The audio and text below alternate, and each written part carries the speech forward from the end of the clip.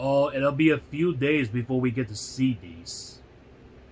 Sheesh, nobody appreciates the arm of film photography no more either. Who was Alice Augusta Ball? From Paul. Well, Alice Augusta Ball was a chemist who developed an early treatment for leprosy, a disease that caused the skin to change color, grow lumps, and tear. It also caused numbness in which many people got injured. They might not be able to know it. If these injuries could get so infected that they lost fingers and toes. In the early 1900s, when Alice was doing her research, leprosy destroyed people's lives. But it wasn't the illness itself that was so destructive, it was a stigma or rejection by society. For centuries, leprosy was thought to be a curse from God. Many societies saw it as punishment for sin or a bad behavior. They thought that the people with leprosy were just even getting what they deserved. So it was nearly impossible for them to get the care that they needed. And around the world, they were banished to be isolated from the villages for leprosy patients. By the time Alice Augusta Ball was starting her own career, the world had basically given up on a cure. And when a doctor asked for Alice's help with creating for a better treatment, she stepped up. Alice Augusta Ball was born in 1892 in Seattle, Washington. Her family was full of photographers, but back then, chemistry was part of the job.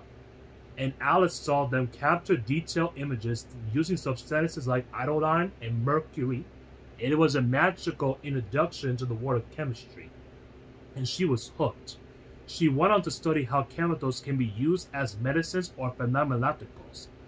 She enrolled in the College of Hawaii and became the first woman and the first African American to earn a master's degree there.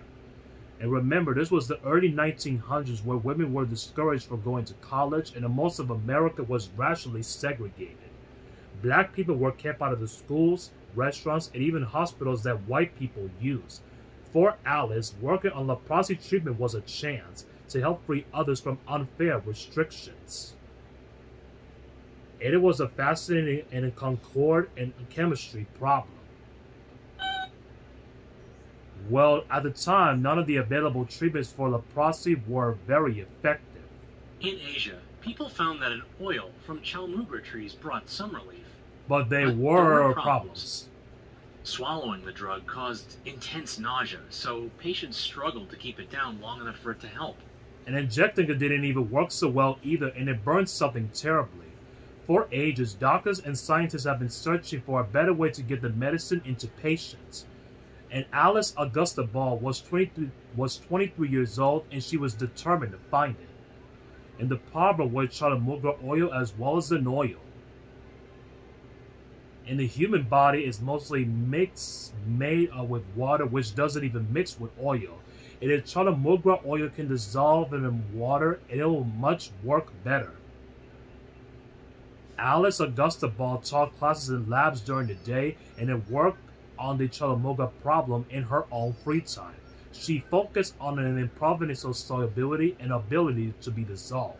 But to do that, she had to get rid of the part of the chemical that keeps water away, and then replace it with a new part that will attract water instead. And after tireless experimentation, she succeeded. Doctors have been giving injections using Alice's method. For the first time, many leprosy patients were remained to remission, and all the signs of disease disappeared. And instead of banished, they were able to go home thanks to Alice's work. Well, tragically, Alice Augusta Ball never got to see that. Before her death in 1916 of a long illness shortly after her own big discovery, she was 24 years old. But her work continued to help countless people around the world, and it remained and it affected most of the leprosy treatment for decades. In Thailand, and it helped so many that the king gave out a chalmuga tree as a College of Hawaii as a thank you. Scientists kept studying leprosy, and today it's curable. And it's to help the stigma, and it's been renamed Hansen's disease after the scientists it discovered for its own cause.